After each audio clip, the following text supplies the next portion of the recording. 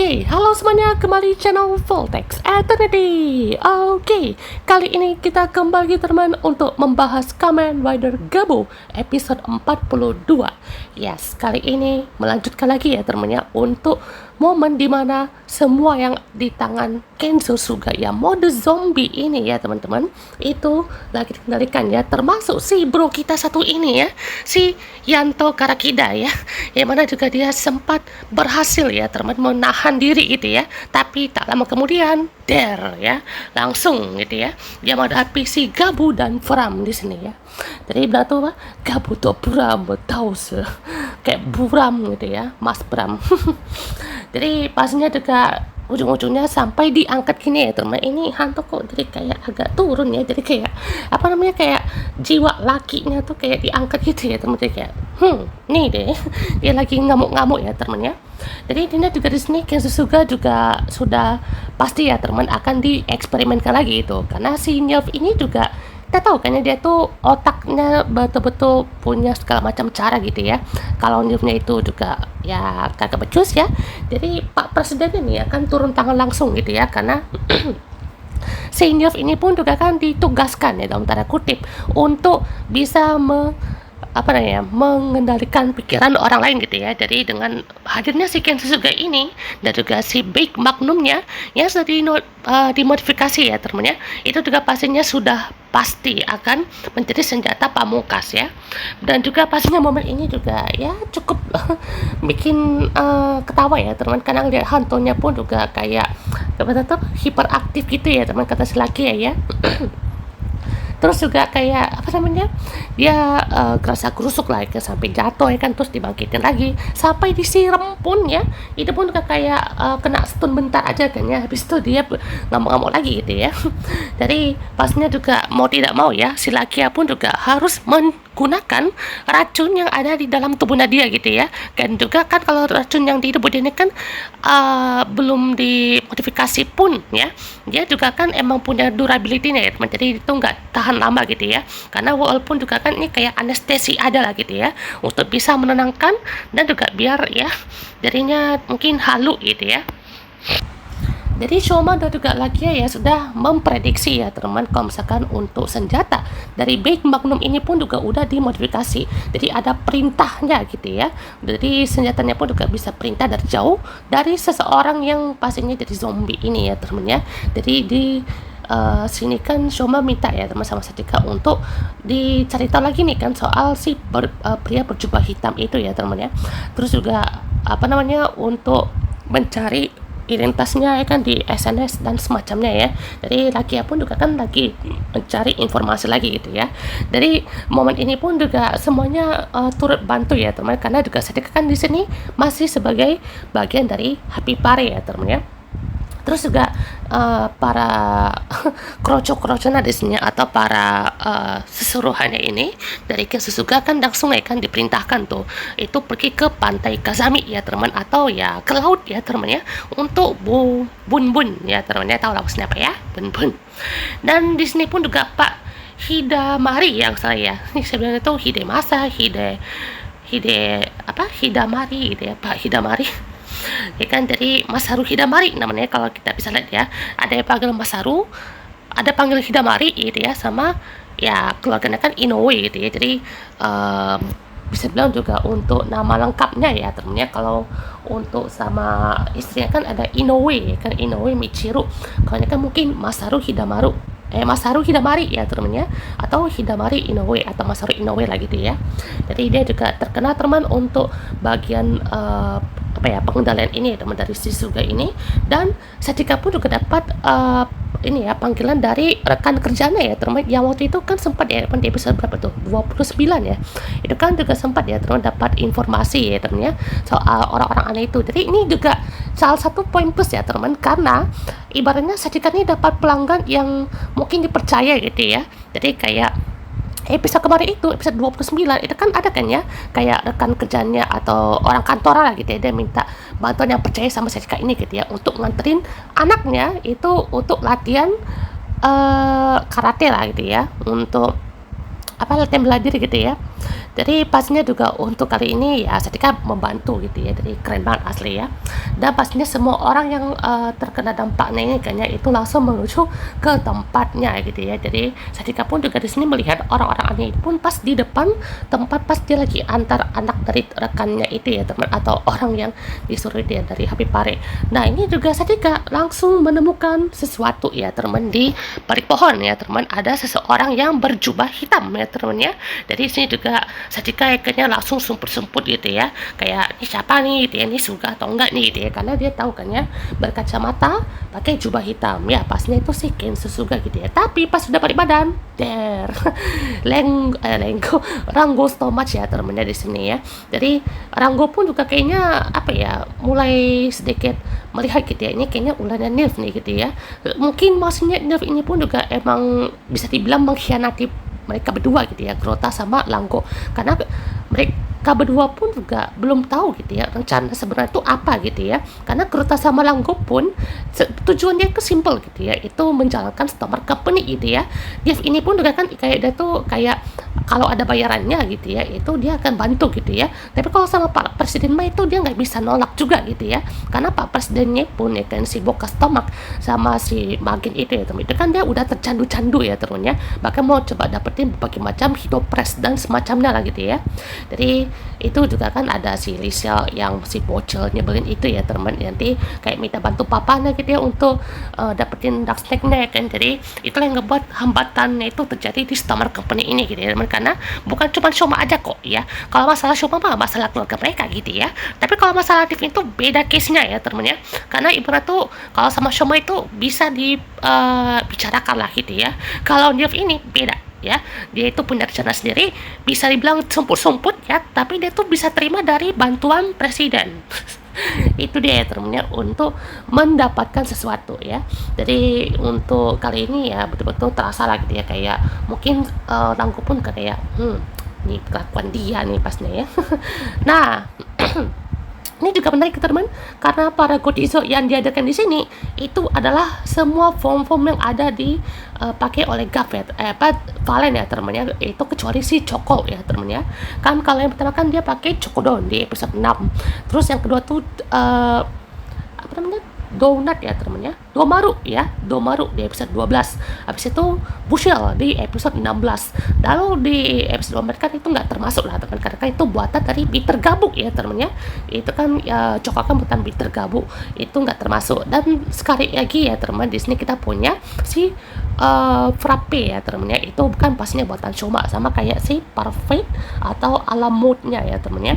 Jadi ini juga ada sedikit ya, bukan kayak revise atau semacamnya ya, bukan, ini beda guys ya, beda ya. Jangan bilang ini tiba-tiba Yanto punya apa namanya, inner demons nih, punya iblis nih, enggak guys ya, beda ya, beda, sama sekali beda ya teman, karena ini tuh cuman efek halu ya teman, karena kan tadi kan udah diracun sama laki ya gitu ya. Jadi ini tuh kalau dimiripin kayak Gaim lah gitu ya, Gaim Yami ya. Kalau Gaim Yami pun ya itu juga beda loh teman ya, karena kalau Gaim Yami itu ya itu cuman kayak sisi jahatnya yang mengendalikan tubuh dari si Kotanya gitu ya. Kan di movie Gaim yang Pildun itu ya teman, itu kan si Marika Baron lawan Gaim Yami kan itu ya lagi dikendaliin gitu ya sama inner self-nya yang jahat itu, terus dipukul mundur ya, sampai muncullah wujud si Gaimnya sebenarnya gitu ya. Ini lebih ke arah kayak pemikiran dan juga mental gitu ya.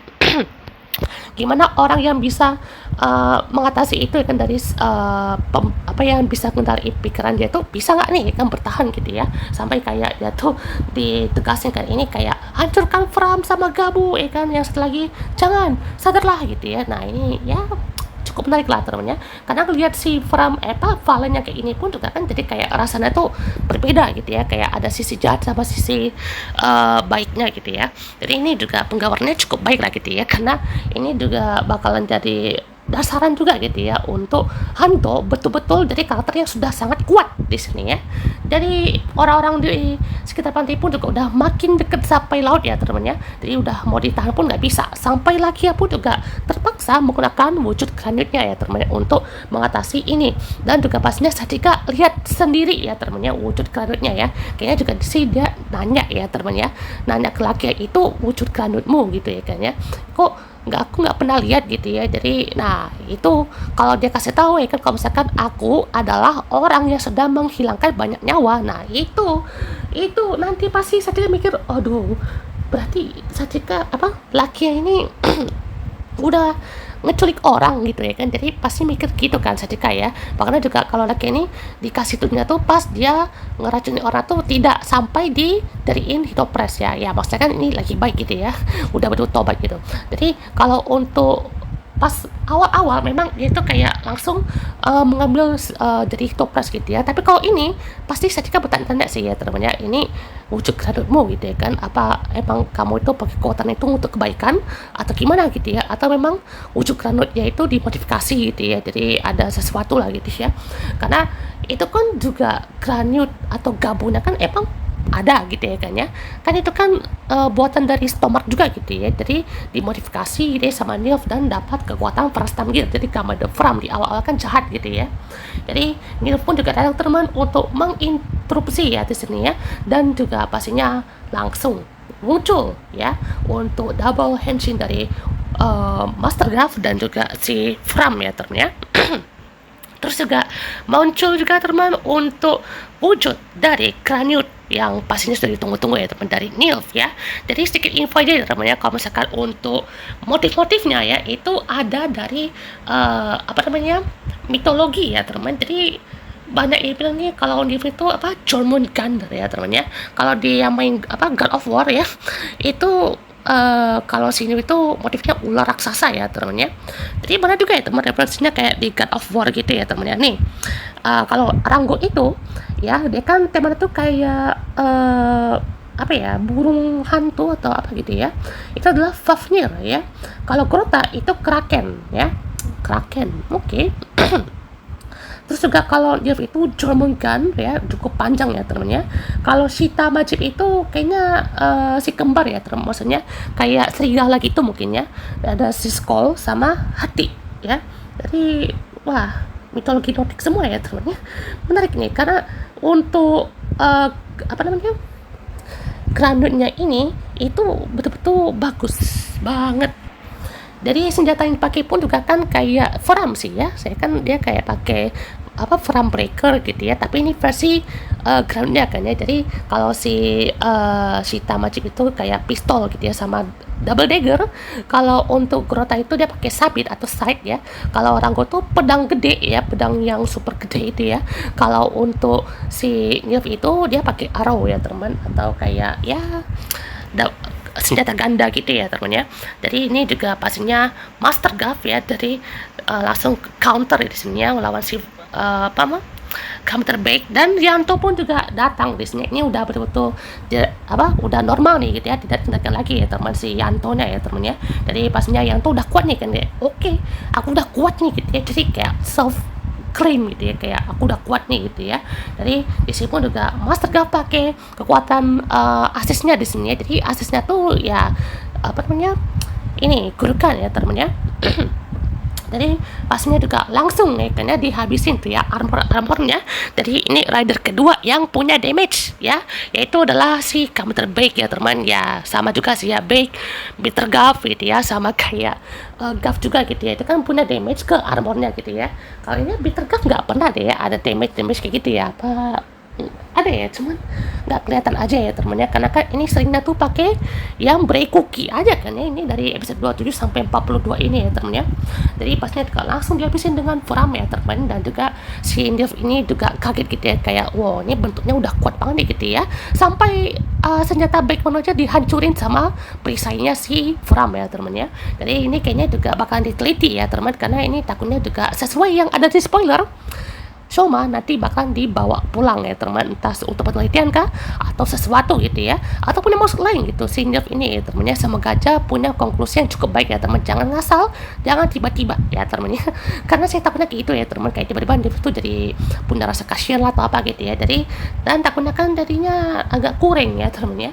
Jadi ini pastinya juga langsung ya teman lihat ikan sama Pak Hidamari ya teman. Ini mereka tuh ngira masih ini teman, Bakemono alias monster ya teman, tapi Satika langsung bilang ini tuh Kamen Rider loh gitu ya. Jadi mereka justru yang menghabisi para monster itu. Jadi Pak Hidamari pun juga sambil kepo lah temennya tentang Kamen Rider tuh kayak mana gitu ya, sampai terungkap sudah ya temennya kalau misalkan Michiru Inoue ya temennya, itu kan pastinya adalah adik dari Hidamari Inoue ini temennya, atau Masaru Inoue ini. Jadi adik istrinya ya temennya dari Pak Hidamari ini, dan juga pemilik dari toko Inoue ini itu juga adalah pamannya ya, pamannya dari si Shoma itu sendiri ya temennya. Jadi bisa dibilang kalau di Stema itu dia punya paman Dente, kalau di sini tuh dia punya paman Masaru ya teman, atau paman Hidamari ya temennya. Jadi kita juga melihat tuh kayak wah, berarti kalau misalkan dia tahu itu adalah half human ya gimana dia rasanya ya. Jadi itu juga mungkin bakalan ada emosional kan ya, karena nanti episode 43 dan 44 itu akan fokus ke Shoma lagi ya teman ya. Oke teman, untuk episode 43 akan muncul untuk Melon Kuchizo ya teman, karena ini kan lagi makan gitu ya. Terus ini ada flashback dari si Pak Masaru ya teman, sama si Michiru Inoue nya teman. Apa ini istrinya ya? Kayaknya sih istrinya ya teman, bukan Michiru ya kan, karena kan Michiru itu kan dia diculik pas 20 tahun lalu kan, pas lagi kuliah gitu ya. Jadi katakan selama itu udah 20 tahun lalu. Terus ini yang tragisnya ya temennya, itu kan si Michiru Inoue kan diculik pas lagi kuliah ya kan ya.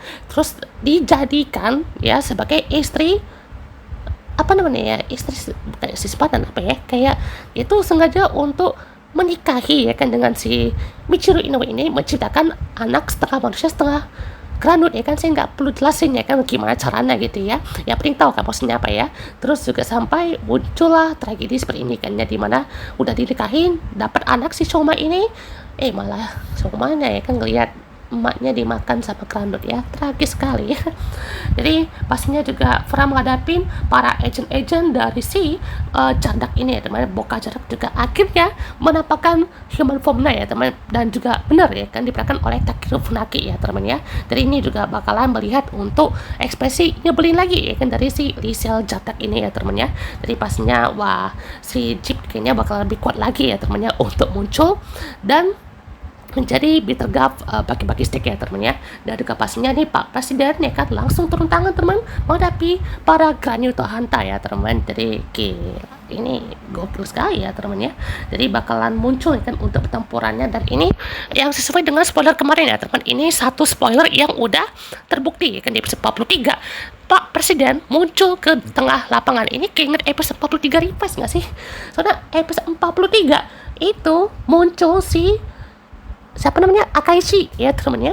Itu kan kayak direktur tertingginya kan dari si Phoenix ya temennya. Dia yang menciptakan untuk para iblis-iblis itu ya teman, kayak kontrak lah sama Gifu ya kan, tapi eksekusi karakternya sangat kurang sekali ya temennya. Villain pun ya itu memang kejam ya temennya, tapi eksekusinya kurang banget asli ya temennya. Malahan kayak dimatiin sama bocil ya. Itu dia salah satu kekurangan terbesar di series Reprise ya temennya. Jadi itu dia teman untuk pembahasan kita ya teman untuk episode kali ini. Dan jujur ya teman, untuk pembahasan kali ini pun dan juga pembahasan Zetsu ya kan yang udah saya bahas tadi pagi ya kan, itu akan berlanjut ya teman, karena nanti saya akan coba bahas untuk apa ya, masalah Hikkyonlock itu ya temennya, atau masalah penayangan Zetsu yang katanya tuh mau global ya temennya. Nanti saya akan coba breakdown ya temennya, masalahnya apa sih gitu ya. Dan kalau Gavu ini kan udah mau tamat ya teman, jadi pastinya kalau masalah seperti ini kan udah saya stopkan ya teman. Kalau untuk pembahasan nanti ada form barunya ya OTW lah teman, untuk pembahasan sampai movie Kamen Rider Gav dan juga nomor persentai Go Shooter. Oke, goodbye.